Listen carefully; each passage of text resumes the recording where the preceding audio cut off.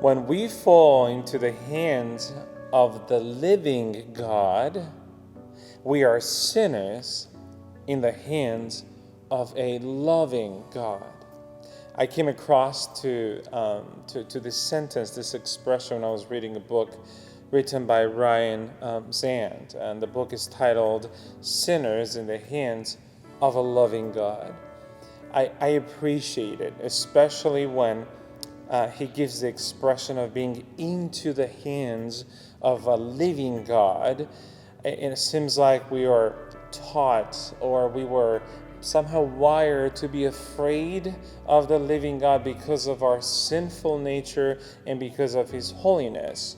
But he seems to give us a different perspective or a good reminder that when we are in the hands of the living God, just realize that we're just sinners in the hands of a loving God.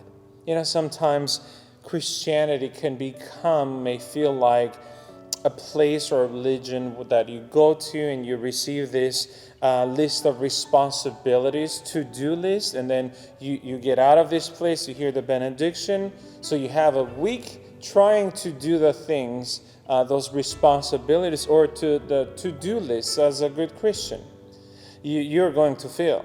I fail. We fail at all the responsibilities we receive to live holy lives. We absolutely try. The Holy Spirit is there to help us, but we must confess we are not perfect.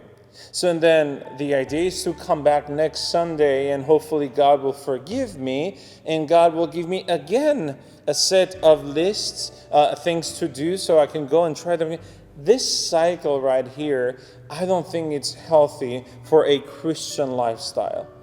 It may sound just absurd the way I'm explaining to you, but I can tell you that many Christians view their faith this way. Many Christians try to live their faith this way. It's dangerous. Why? Because it creates a view or a narrative of God that is false. It does not express the heart of a loving God. So think about it. Is this what Jesus invited his followers? As soon as they followed him, did he just write down a few of go and do just this list of 10 things, you're going to be fine? More commandments? More things to do? And that's it? Is that what Jesus had in mind for the bride? Is he this very jealous groom that wants to make sure that the bride... Well, we're trying to explain this in human ways, not the spiritual ways. Why? So we can understand it. But I tell you, sometimes the spiritual life, it's not for the human brain to understand, but it's for the human heart to embrace it with faith and confidence that we're going to a loving God. That was the invitation of Jesus to those who would follow him. Matthew chapter 11, verses 28 to 30 says, "Come to me, all who labor and are heavy laden, and I will give you rest. So take my yoke upon you and learn from me, for I am gentle and lowly in heart, and you will find rest for your souls." Verse 30, he brings this into a conclusion. "For my yoke is easy and my burden is light."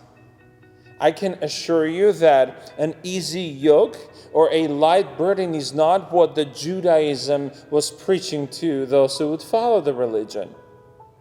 It was not easy. It was the complete opposite. It was a heavy religion to follow, with a list of things to do, sacrifices to do from morning to night.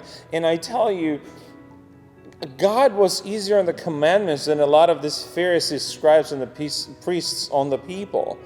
They were heavy. They were harsh on them.